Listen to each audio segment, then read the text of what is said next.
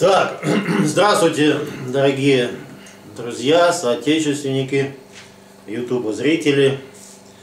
Ну что же, мы, как всегда, с большим энтузиазмом и чувством наивысочайшей ответственности продолжаем наши диалоги о культурной политике. Данный медийный проект реализуется во исполнение указа президента Российской Федерации Путина Владимира Владимировича, указ номер 808 от 24 декабря 2014 года об основах государственной культурной политики. Вот этот указ мы и кладем свою жизнь на реализацию этого указа. Да, значит, автором и ведущим данных диалогов по-прежнему являюсь я, значит, Емельянов Сергей. Вот, да. Ну и в нашу гавань продолжают заходить крупные корабли. Ну и сегодня вот в очередной раз к нам тоже, значит, вот заплыл крупный, значит, корабль. Сегодня мы имеем радость общения, значит, с заведующим редакцией Невского альманаха, капитаном третьего ранга, блокадником Храбковым Самуилом Борисовичем. Вот. Ну, я надеюсь, что у нас состоится концептуальный и эмоционально насыщенный диалог. Ну, я, собственно, всегда на это надеюсь. Ну, честно говоря, не всегда так получается. Но сегодня вот я надеюсь, что мои мечты как-то реализуются. Да. Ну, как говорится, вообще, для химика все элементы золота, да, а для интервьюера все респонденты Моцарта. Так что Самуил Борисович тоже Моцарт, конечно, по определенности. Вот, да, и, значит, обычно мы никогда, ну, поэтика теле там или ютуба-действа ведущего состоит в том, как мне представляется, чтобы зрителей сделать соучастниками диалогов, как бы происходящих в студии, так сказать, да. Вот. А для того, чтобы вот зрители стали соучастниками диалогов, вот, мы обычно никаких сценариев не пишем, мы полагаемся в основном на импровизацию. Вот если можно вспомнить самого философичного поэта Тютчева Федора Ивановича, который говорил, что мысль изреченная есть ложь. Вот развивая этот тезис, наверное, можно сказать, что если мысль записанная на бумагу, а потом воспроизведенная, наверное, есть ложь вдвойне. Вот, поэтому, чтобы вот избежать этой двойной как бы лжи, мы ничего не пишем, а в основном вот так да, коммуницируем устно, так сказать, да. Полагаемся, еще раз говорю, на импровизацию. Вот, ну и сегодня тоже будем так вот импровизировать.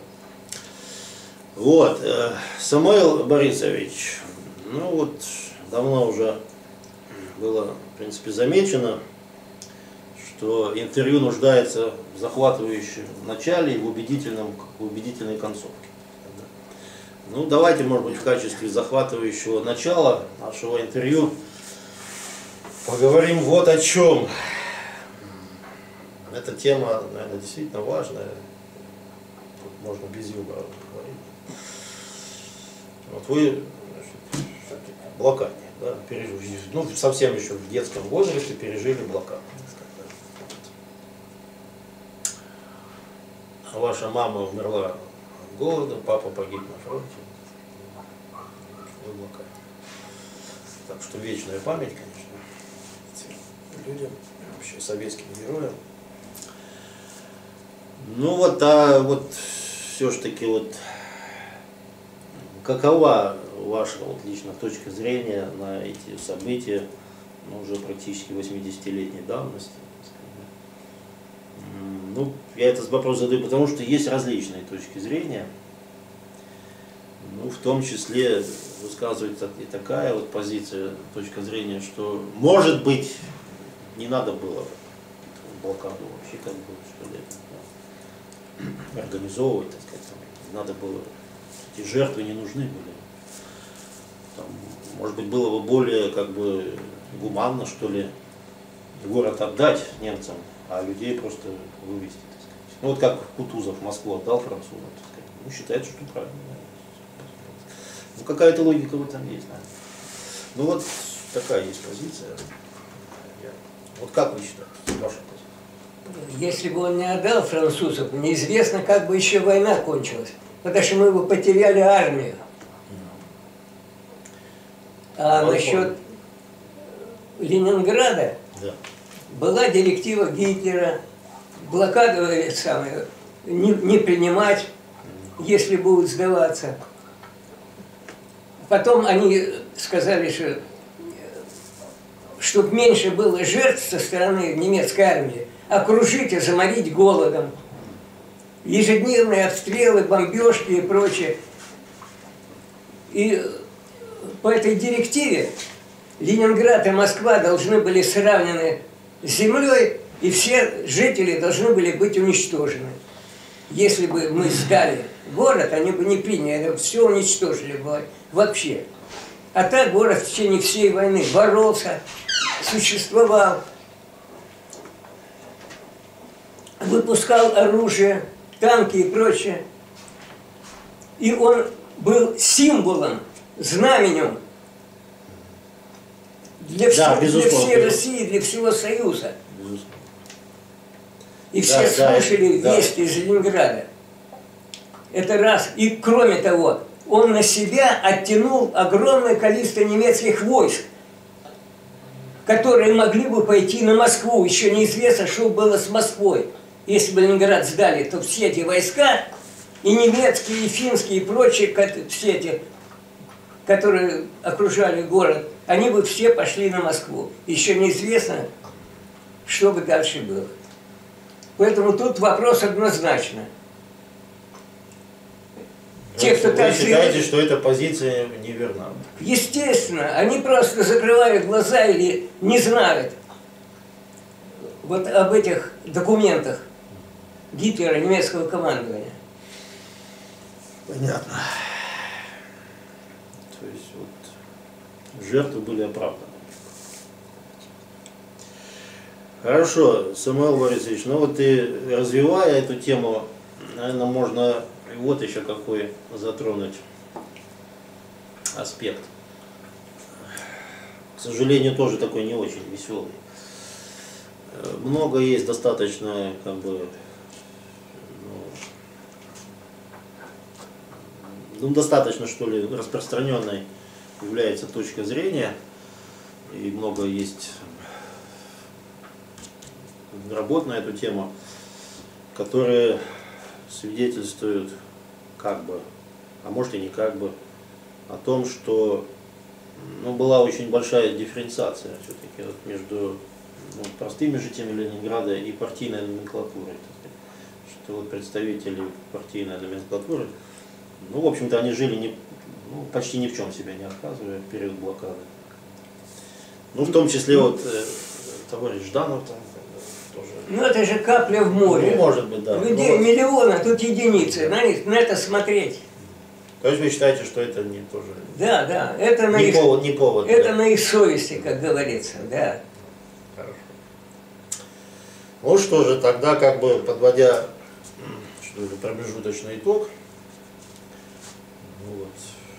как бы концептуализируя, что ли, данный вопрос нашего повестки дня, наверное, можно сказать, что несмотря, как говорится, на отдельные политические ошибки, так сказать, там, перегибы, да, это был подвиг советского народа. Естественно, да, конечно. И вечная память советским героям, отдавшим жизнь, так сказать. в борьбе за... И блокадников, и ленинградцев по всей России очень уважали. Куда вы не приехали, и во время войны, после войны особенно, когда узнавали, что ты ленинградец, все, перед тобой открывались двери, и отношение к тебе прекрасное во всех уголках Союза было. Это если сравнивать даже с москвичами. Даже по внешнему виду, по взаимоотношениям, сразу видели, вы, наверное, ленинградец. Вот у меня случай... Ну, Ленинград это все, конечно, ленинградцы отличаются у меня, культурой. Вот, секунду, был я летом на юге, Да. вот Воронцовский дворец, экскурсия у нас была. Я тогда с сыном был, они 3 года, там, 5. Рассказывает, сын рядом стоит. И экскурсовод говорит, это, наверное, ленинградец. Я первый раз вижу, чтобы ребенок лекции, и там не дергался, не бегал, не прыгал, не отвлекался, и так внимательно слушал. Вы, наверное, ленинградцы. То есть даже вот дети по своему воспитанию и отношению к действительности выделялись из других, так что посторонние сразу могли определить, что это ленинградец. Да, и как еще говорят, в Санкт-Петербурге сейчас легче найти ленинградца, чем в Москве москвича. В Москве там вообще... Да, конечно. Мало осталось очень коренных жителей. Ну, в Санкт-Петербурге их, наверное, все-таки больше. Ну и вот Самуил Борисович является одним из таких, значит, вот, коренных жителей Ленинграда, да, ну, абориген. До военного выпуска. До военного выпуска. Так что вот родился Самуил Борисович, как Евгений Онегин, на брегах Невы. Не в родильном доме, а на брегах. И это замечательно. Да, в 1938 году. В 1938 году. Да, большой. 3 года было. 3 года. Да, когда война началась. Вот, да, это, конечно, страшная страница в истории нашего Отечества. Ну, хотя, вот как в поэме Василий Теркин, по-моему, устами главного героя такой тезис озвучивается, что на войне одной минутки не прожить без прибаутки. И на войне люди шутили, и смеялись. Может быть, поэтому и победили. Ну, в значительной степени. Конечно. Да, потому что русские люди никогда не теряли чувство юмора, оптимизма, веру в победу. В отличие от многих других народов. В отличие от многих других народов. Но я думаю, что, наверное, и в период блокады тоже юмор имел место быть. Может быть, не в очень больших количествах. Там, конечно, не до смеха было, но в каких-то гомеопатических дозах он мог присутствовать. На удивление окружающим немцам работали кинотеатры, да. Работали театры. Да. Это самое, футбольный матч был. Да, 7-я симфония Шостаковича звучала. Консерватории, да. Устраивали концерты, школы работали. Да, так что вот это, конечно, свидетельство. Да.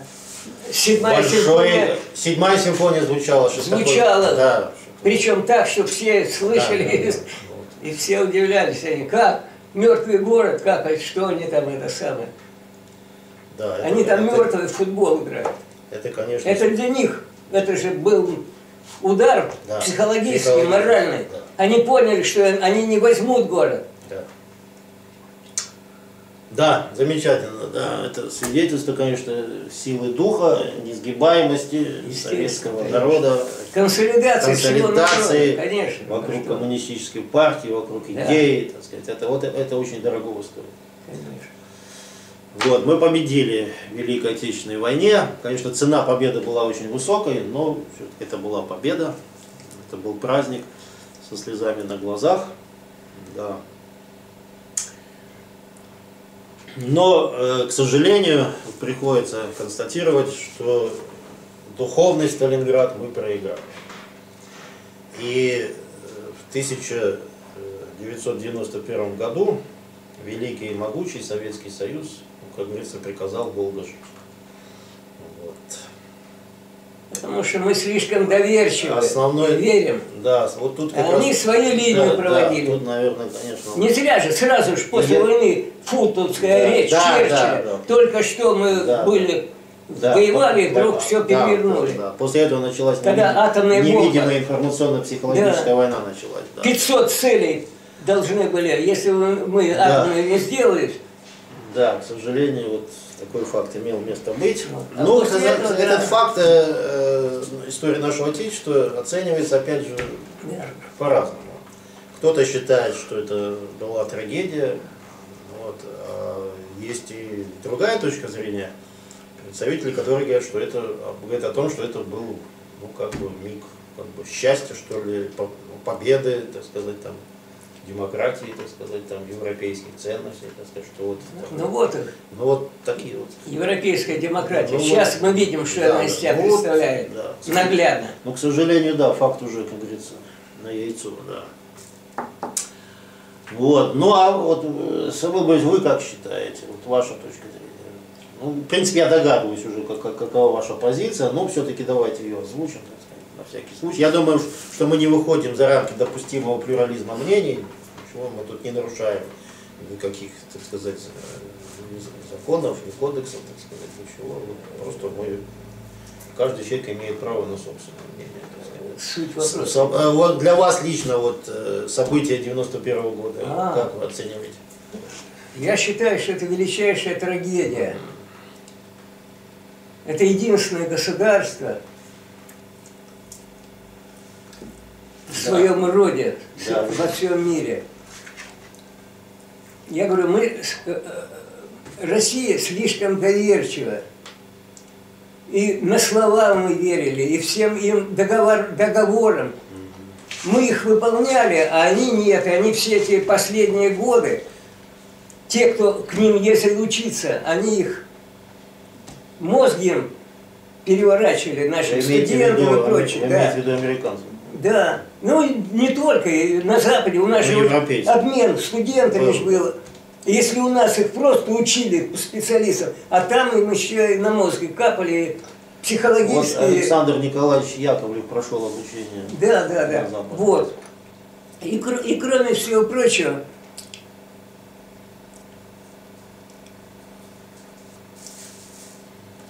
да, и кроме всего прочего, да, ну, в общем, это была победа на полях вот невидимых, как бы. Сразу, они же, вот для нормальных людей война вроде закончилась, а на самом деле это горячее переросла в холодную. И вот я на флоте 20 лет прослужил, это была настоящая война, противодействие. Была война за умы и души. Не только, война в полном смысле слова. Без применения оружия. Имитация применения оружия. А на самом деле все то же самое. Вот дали бы команду, нажал кнопку и все. Все то же самое было. То есть война продолжалась. Да, и, к сожалению, тут мы уже проиграли. Да. Нет, с военной точки зрения мы не проиграли. Мы проиграли с точки зрения загнивания верхов, как говорится. И смены наших этих руководящих деятелей, причем только что держали на руках одного, ушел, следующий начинает обхаивать предыдущего. Ушел Леонид Ильич, пришел и всю вину и прочее на него, потом пришел следующий, то же самое. И это они сеяли неверие в народе. Да, к сожалению, да, это вот эти лохматые 80-е годы, веры не было. Я все удивлялся. В море где-нибудь, там, под водой, в Атлантике, и вдруг приходит сообщение. Этот ушел, этот пришел. Значит, отовсюду убрать фотографии, убрать эти самые изречения и прочее, поставить этого. Ну что такое? Только что он был вообще Бог и царь, и вдруг И так энное количество раз повторялось. Да, много раз повторялось, да, была уже это очень высокая ротация. Да. Это, конечно, уже люди теряли веру в идеал, так сказать. В том-то и дело. Это очень печально все закончилось. Так что вот они как бы практические аспекты проблемы. И после всенародного референдума, когда все проголосовали за союз, вот эта верхушка, несколько человек аннулировали мнение народа. К сожалению, да. Да, это вот, в общем. А главное, ни армия, ни эти КГБ и прочее, ФСБ. никто не вышли на улицы, никто не арестовали. Да, ФСБ оказался не так уж делу даешься, да. Настолько уже разница с войной, насколько тогда шли все, бежали школьники, все рабочие на защиту. Тут никто не встал ничего. Вот уже апатия. Результат всей этой деятельности. Да. Эрозия идеала произошла. Так что вот идеал это очень практическая вещь. На самом-то деле. Вот и да, вот русскому человеку, вот, русский человек должен понимать, вот, за что можно жизнь отдать. Так сказать. А если нет за что, то тогда и не стоит и жить. Да. Вот, к сожалению, такова ментальность русского народа. Ну хорошо, Самуил Борисович, ладно, перейдем как бы, наверное, к более все-таки веселым, что ли, аспектам нашего бытия. Вот, и поговорим, давайте, вот о чем. Значит, ну, собственно говоря, вы уже вот достаточно плотно и прочно связали свою жизнь с с Невским альманахом, да, и являетесь заведующим редакцией в этом журнале. Заведующим. Главным редактором Невского альманаха является Скворцов Владимир Степанович. Очень хороший, светлый человек. Скворцов Владимир Степанович. А вы заведующий. Вот. Ну и вот что, собственно, можете сказать нам об этом альманахе? Вот работа приносит чувство удовлетворения? Естественно. Это хорошо. Во-первых, это один из старейших российских журналов. Да. Пушкинский журнал 1825 года. Издание. Пушкинская фраза на обложке: «Примите Невский альманах, он мил и в прозе, и в стихах». Вот. До 17-го года он издавался, потом перерыв, и вот 20 лет, как Скворцов его возобновил, да, и вывел его так же, как и был, на передовые рубежи. Замечательно. Это единственный такой народный журнал в таком формате, в таком габарите, иллюстрация, в таком количестве, что русскоязычные по всему миру нам пишут, и подписка идет, и рассылается по всем библиотекам. Сайт журнала есть, то есть он настолько известен уже, что с кем не пообщаешься, все считают, что это один из самых народных и таких, ну, наверное, почти как газета «Правда». Да, журналов. Причем там очень широкий аспект охвата действительности. И исторический, и современный, и критика, и литература, и культура, и политика, там все. И главное, что это не журнал, который печатает только членов Союза писателей, а он печатает и нормальных, простых людей, если укладывается вот эта тематика, да, в концепцию журнала, и детей. Печатаете. Да, и детей, и родителей, и в воспитательных целях, то есть есть главы там журнала «Дружба культур», то есть нам пишут даже, диалог. Да, диалог культур, да. С других стран пишут и с наших бывших республик, и из-за рубежа. И если подходит, то всех печатаем. Причем, в отличие от других альманахов, у нас все это делается бесплатно. Бесплатно. Замечательно. Да, да, да. Хоть что-то в этой жизни еще Да. бесплатное осталось. И цена журнала, в отличие от многих, у нас 20 лет мы не повышаем. И газеты многие стоят больше, чем журнал.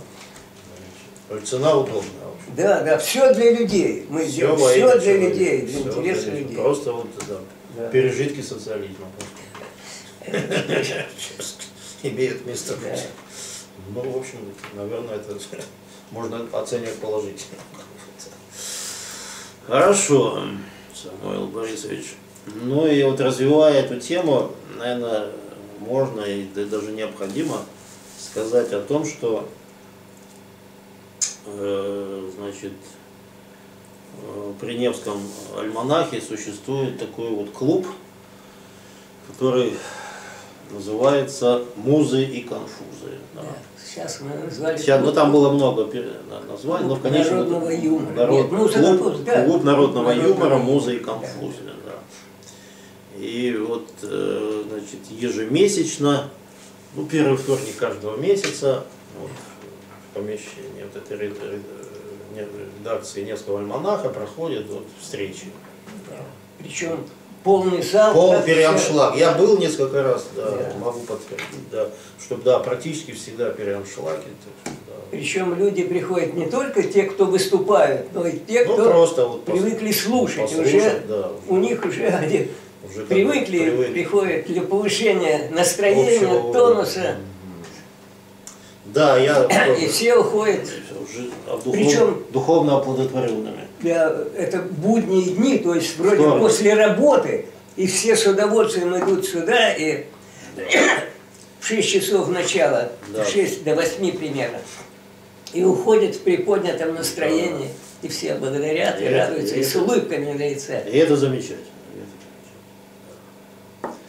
Так что вот, дорогие друзья, значит, первый вторник каждого месяца в помещении значит, редакционной коллегии Невского альманаха, которая располагается по адресу улицы Рылеева, 17, да, проходят такие вот встречи. Клуб народного юмора, музы и конфузы. Вход и выход свободный, так что вот приглашаются все, так сказать, желающие. Да. Я имел счастье присутствовать, участвовать, да, в общем, это, конечно, в общем, позитивчик, конечно, есть позитив. Да. Вот, и Самуил Борисович часто выступает на этих встречах, вот, со своими, так сказать, шутками, подборками, так сказать, да. Ну, может быть, уместно было бы некоторые, так сказать, шутки воспроизвести. Не с собой, не Собой. Ну, по памяти, может быть, или показать, может быть, вот, тут нет, тут нет. не то, а книжки, вот, волшебное зеркало. Нет, ну, что я могу сказать? Да. Что у меня вышло порядка 12 книжек. У меня примерно столько. Вот. Это вот, это не все. Нет, тут 2 штуки. Только 2. Ну, давайте покажем, чего уж там. Так что показывать? Ну, зрителям вот название, чтобы... «Волшебное зеркало», это сборник поэзии, да, и вторая уже «Встреча с неизвестным». С неизведанным. Неизведанным, извините, это вот тоже, в общем, наверное, публицистика. Да. Нет, тут и случаи из жизни, Да, случаи из жизни. и это самое, такие, которые берут, и люди надолго их запоминают. То есть стихи то же самое. Ну и кроме того, журнал не только на себя, очень часто, ежемесячно, по несколько раз выступаем в библиотеках города, Да. нас приглашают. Это хорошо. Скворцов и наши выдающиеся Владимир. юмористы ездят на всероссийские сборы юмористов и призы, главное, получают в кабинете у Скворцова, они стоят, «Золотой заяц», Да, я и видел, прочее. да, Вот. да. Так что Очень работа, много призывов. Так что да, работа идет. В общем, работаем, не покладая уст. Да, стараемся, конечно.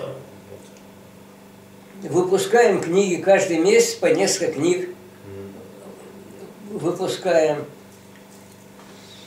Да, высокая производительность. И да, 2 раза в месяц, 2-я и 4-я среда у нас школа народного мастерства, где происходят творческие встречи, презентации книг новых. И свободный эфир, то есть каждый может... Свободный микрофон. Микрофон, да. Прочитать свои произведения и, если захочет, послушать оценку профессионалов. Хорошо. Но оценка профессионала не всегда, наверное, Нет, положительная. я говорю, если может, хотят. Да. Если хотят. Оценка может Все быть по и желанию. критической. Да, да. Ну ничего. Нет, все. Пусть лучше критикуют, чем не замечают. Нет, критики у нас нет. Нет? Все доброжелательно. Да, Все ну, в доброжелательном ключе. Это хорошо. Да. Ну как, по-моему, Белинский Виссарион Григорьевич говорил, критика – это движущаяся эстетика. Да, да. То есть критика должна как бы давать толчок вообще какой-то. Да. Должна приводить движение, категории какие-то, понятия. Еще критика – это совместный поиск истины. Вот так, наверное, можно это понятие трактовать.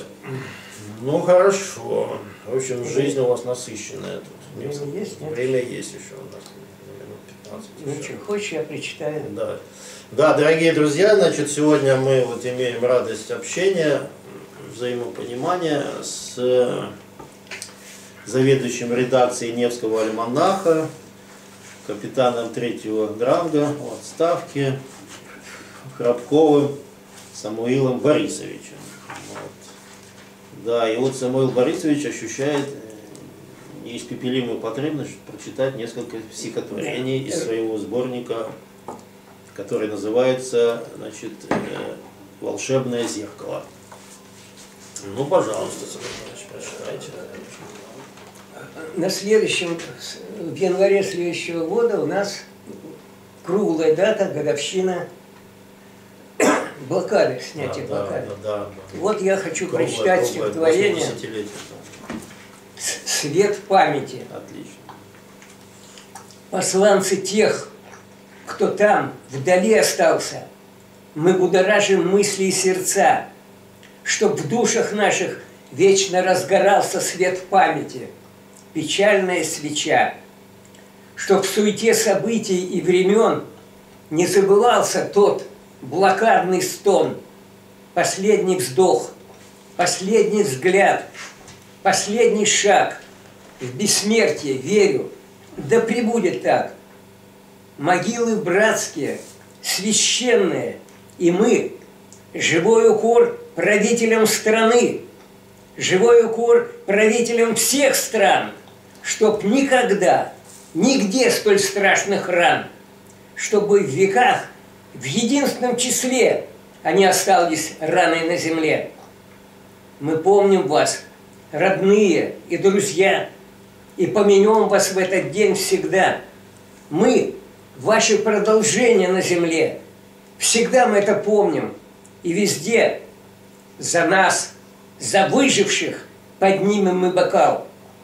Я старше вас, отец и мать, уж стал. И вопреки всему за вас живу. Вы с нами, пока живы, наяву. Замечательно. Вот это память. Замечательно.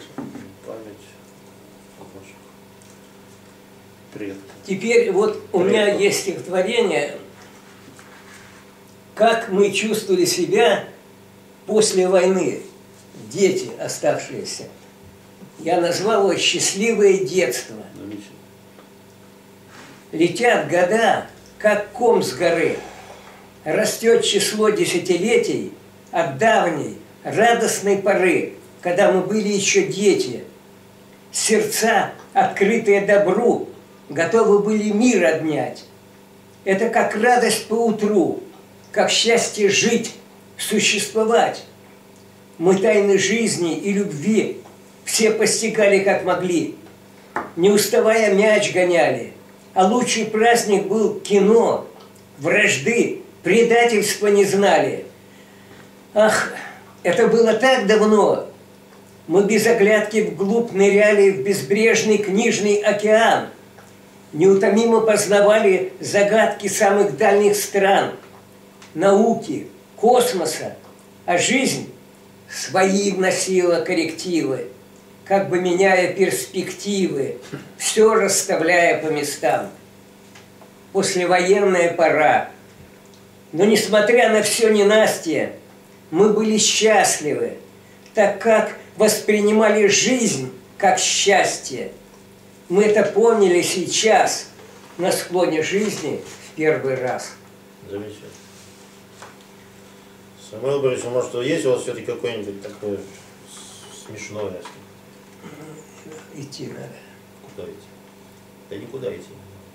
Просто, ну, такое. Как бы вот все-таки развивая вот эту тему юмора, там, сатиры, может быть, у вас какое-то такое смешное стихотворение. Ну, сатиры нет, и юмор.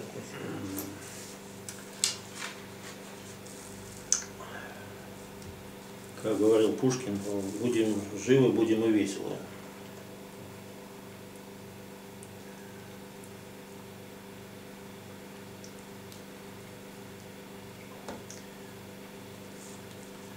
Ну, может быть, тогда просто так, как бы мы поконцептуалим с вами на заданную тему. В принципе, обычно медийные люди пользуются интеллектуальным фастфудом, ну, как бы вот там на телевидении там, и на YouTube-каналах обычно не очень как бы принято там думать, рассуждать. Вот, надо как бы сказать хлесткую фразу, там, постараться запомниться. Но мы все-таки, может быть, немножко давайте посоображаем. Если не возражаете. Давайте поговорим о социальных функциях смеха. Вот смеховая культура — это на самом деле, конечно, достаточно широкий, мощный пласт культуры. Да? Конечно. Вот у не самого плохого академика Лихачева Дмитрия Сергеевича есть даже книжка «Смех в Древней Руси». Там Скоморохи, Юродивый. Да. Это пласт, целый пласт это литературы. Широкий, да, пласт да, широкий, да. И вот русские люди всегда смеялись весело. И даже не смеялись даже в самые трагические минуты, так сказать, жизни, так сказать. Да. Может быть, в значительной степени благодаря этому они побеждали. Да, конечно. Вот. Стоит Тёркина вспомнить. Да, ну, мы уже вспоминали вообще, сегодня. да, Да, да. Вот это кладезь, как бы. Да. Это яркий представитель, вот это как бы вот И там, где народного, так сказать, ситуации, когда другие люди, народу плакали или ужасались, наши смеялись над собой. Никто над собой не умеет смеяться. Только мы умеем над собой смеяться. И это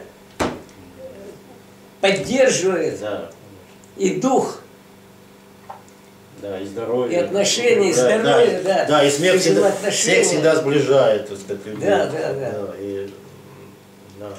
Люди смеются обычно даже не потому, что, может быть, очень смешно, а просто чтобы вот, ну, как-то проявить свое, так сказать, чувство коллективизма, так сказать, да, товарищества. Так сказать.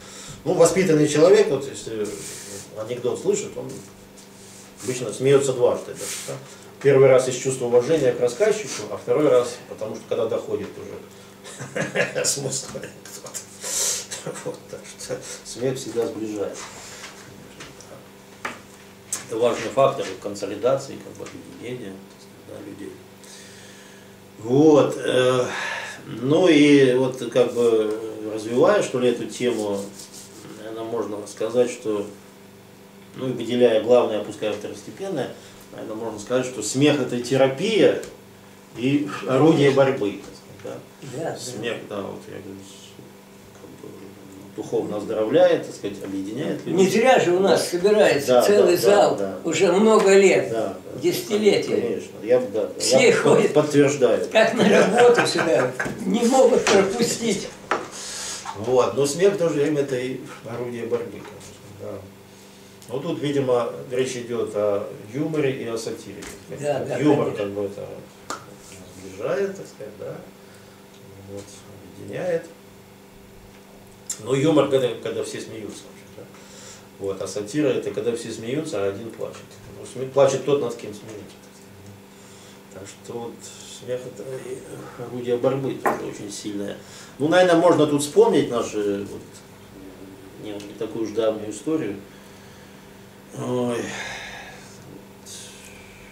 Эти вот лохматые 80-е годы, очень много было анекдотов про Леонида Ильича Брежнева, там, про членов Политбюро, ну и примерно там, через 10 лет Советский Союз приказал долго жить. Так что это все не так уж безобидно. Да, конечно. Да. Это имеет какое-то социальное значение. Вот, так что вот, Самуил Борисович, ну вот, вопрос все-таки. Это своеобразное отражение действительности. Да, да. Вот вопрос все-таки я сформулирую, как бы на правах ведущего.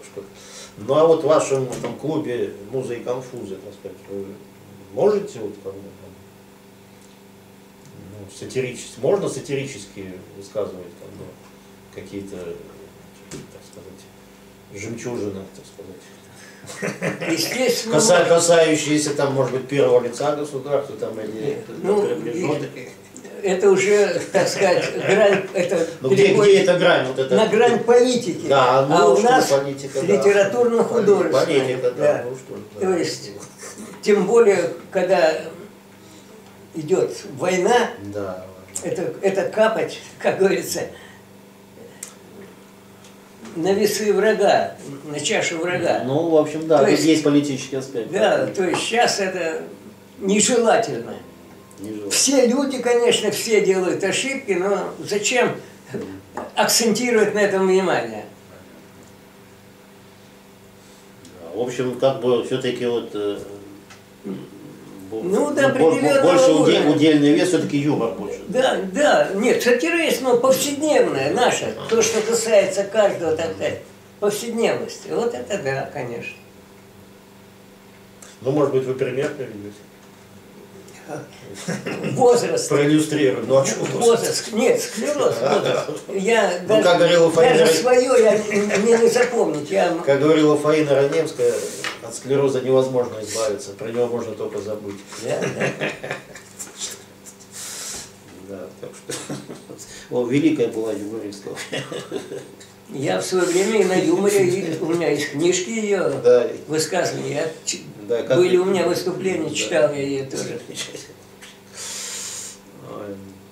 Ну, можно сказать, тоже так, в общем. Ну, в общем, конечно, очень яркая женщина. Да. Вот, да, чувство юмора не откажусь. Вот. У нее много таких перлов. Да у нее книги, о чем говорить. Она что-нибудь высказывание, то самое записывает. Там есть такая тоже шутка, но она на грани фола, может быть даже за гранью фола. Ну, все-таки, может быть, можно ее воспроизвести. Вот. Я думаю, мы все-таки не выходим за, опять же, не нарушаем как бы, закон о свободе слова. Фаина Раневская говорила, говорит, я как яйца, участвую, но не вхожу. У нее много. Много, да. Ой, господи, да, так что вот. Ну а что, так, ну вот вообще, вот как вы считаете, вот сейчас вот что с этим вот, с юмором происходит? Вот у меня, честно говоря, такое впечатление, что вот, в основном он ниже пояса, как бы становится. Какой-то вот он такой вот. Да нет, это, видишь. Ну, вот здорового такого вот мало. Да нет, просто. Это, не, конечно, негативно. Нет, не так. Как говорится, каждый свое болото находит. Кому это интересно, те находят. Юмора очень много. И нормального юмора. А это процент маленький. И, нормального юмора. Да. Просто надо обходить его, не обращать внимания и прочее. Вот это Comedy Club, но это, по-моему, это не смешно. Нет, да в том-то и дело. Это низкий. Если бы люди игнорируют, это у нас образование сейчас загнулось во многом. Детское, школьное. они рассчитывают как раз вот Ну вот да, на это. Поэтому... еще ниже опускают. Да, юмор да, должен возвышать. да. А люди, которые нормально повышают, это ниже опускают. цивилизованные, они не смотрят, они находят нормальный юмор. Ой, ну вот, наверное, нормальный юмор все-таки можно найти в клубе «Муза и конфуз». Да, Вот да не только, это много. Ну, один из оазисов, оставшихся в нашей благострадальном отечестве. Я же нахожу, так что всем приглашаю. Я же нахожу в разных источниках, и моя концовка в клубе, да, и всегда все...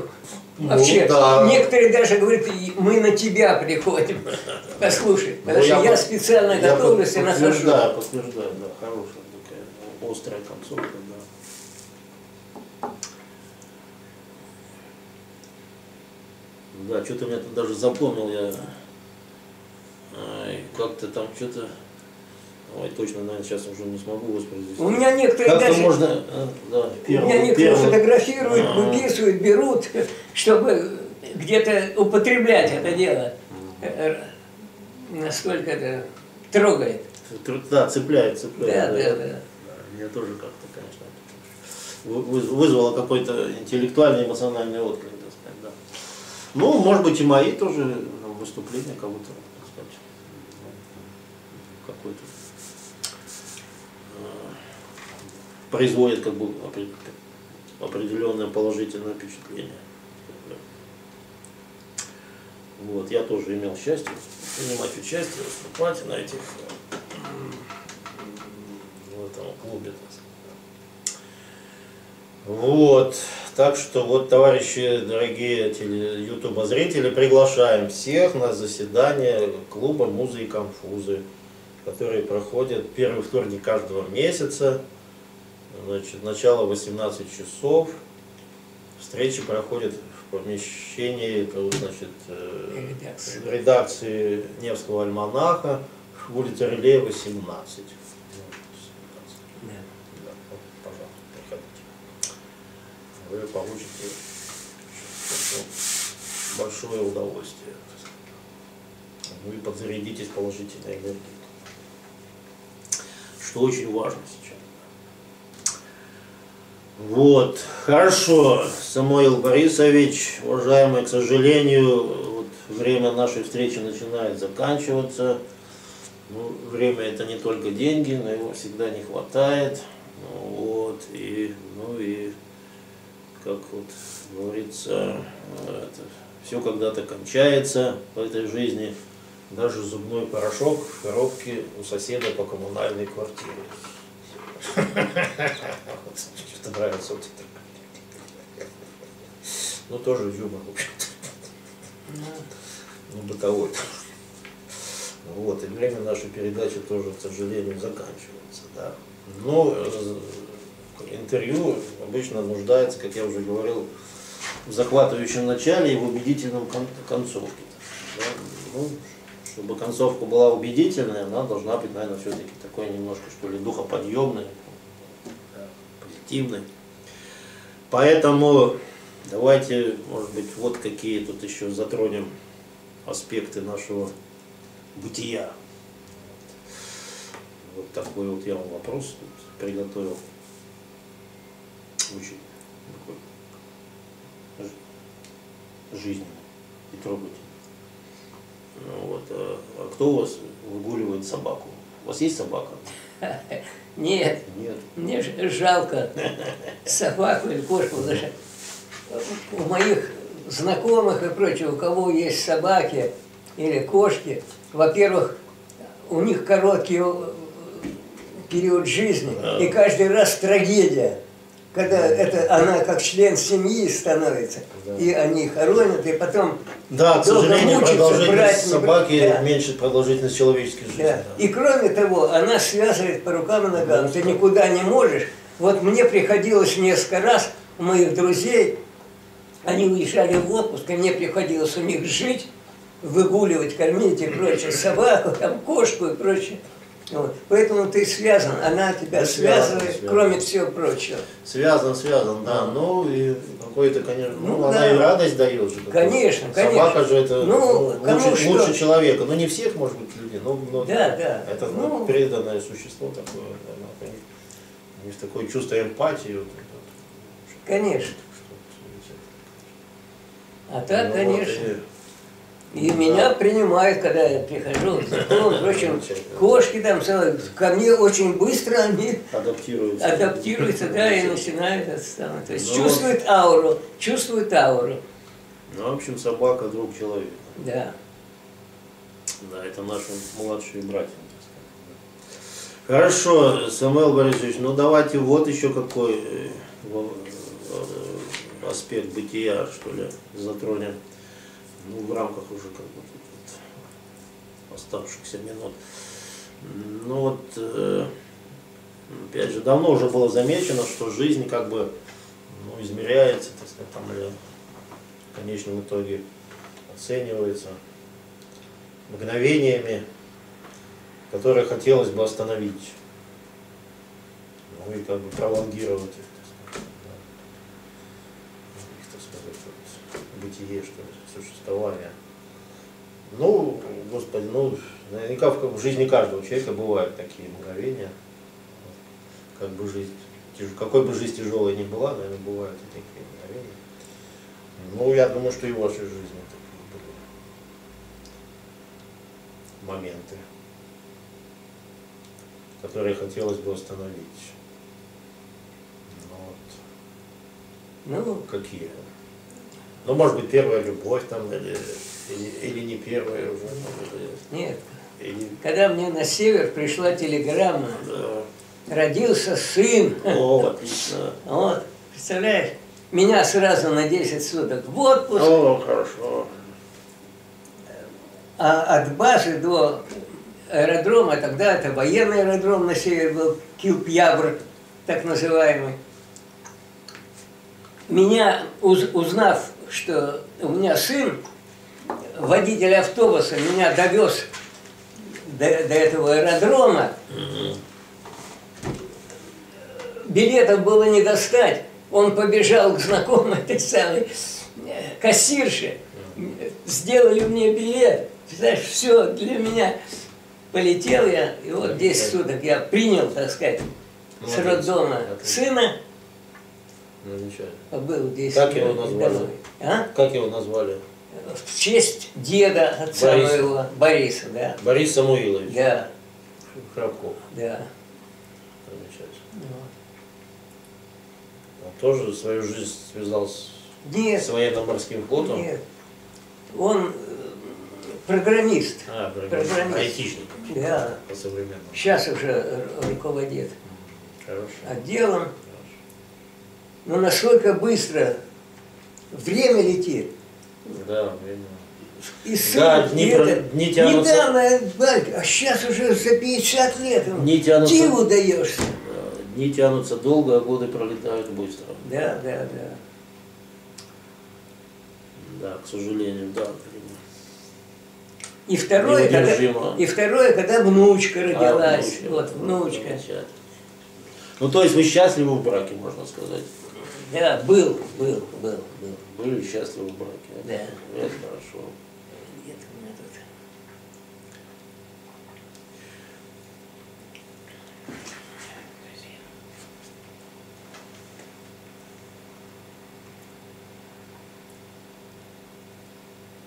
Да ладно, бог с ним, уже тут наше время, к сожалению, совсем заканчивается. Всеволодович, ну такой уже совсем, наверное, заключающий вопрос хотел вам задать. Вот. По-моему, этот вопрос очень любит или любил задавать Познер Владимир Владимирович своим корреспондентам. Ну, Познер, в общем, классик, конечно, мэтр журналистики. Вот, он в качестве последнего вопроса такую как бы затрагивал тему, что ли, такой вопрос задавал. Вот говорит, а если бы вы встретились с Богом? Вот, допустим, аудиенция с Богом, так сказать, там, ну, несколько минут с Богом. Ну, да, Бога может быть и нету, а может быть и есть, это дело вопрос как бы темный. Ну, во всяком никто его не видел, конечно, вот в космос, когда летали, не увидели, но тем не менее, в общем, вот, кажется, Бог, наверное, в сердце каждого из нас живет. Ну, в общем, вот у вас встреча со Всевышним. Да. Ну вот, и что бы вы хотели сказать или спросить? Во-первых, каждый под Богом понимает свое.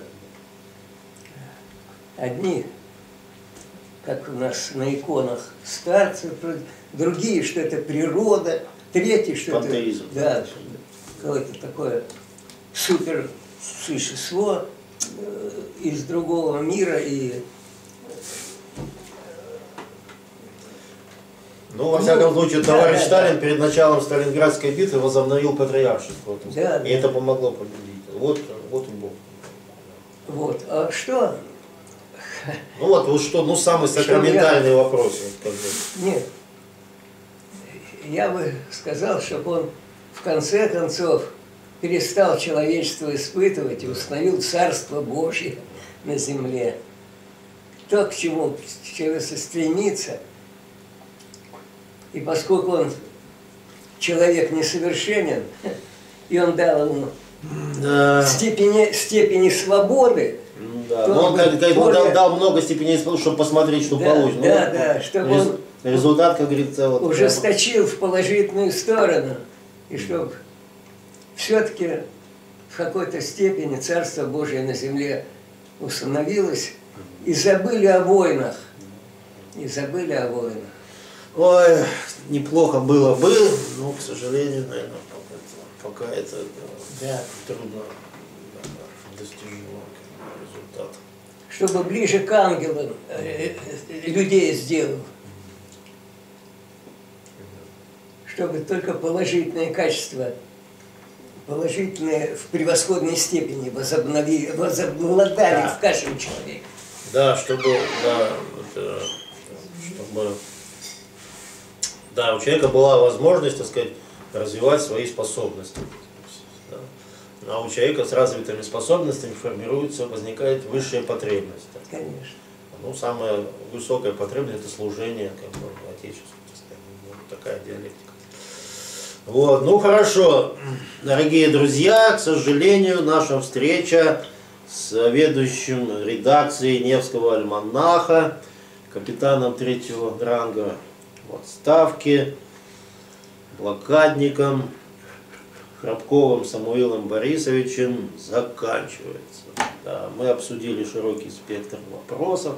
Ну, не все, конечно, вопросы мы смогли затронуть, обсудить. Ну, в любом интервью, в любой книге что-то есть, а чего-то нет. Ну, сегодня наиболее существенные вопросы и аспекты бытия постарались как-то затронуть, покачать, так сказать. Да. Вот, так что, дорогие друзья, подписывайтесь на наш канал «Диалоги о культурной политике». Ну, для нас имеет значение ваша, конечно, поддержка, ваши лайки. Вот. Будьте здоровы, живите богато, ну и блог нам в помощь.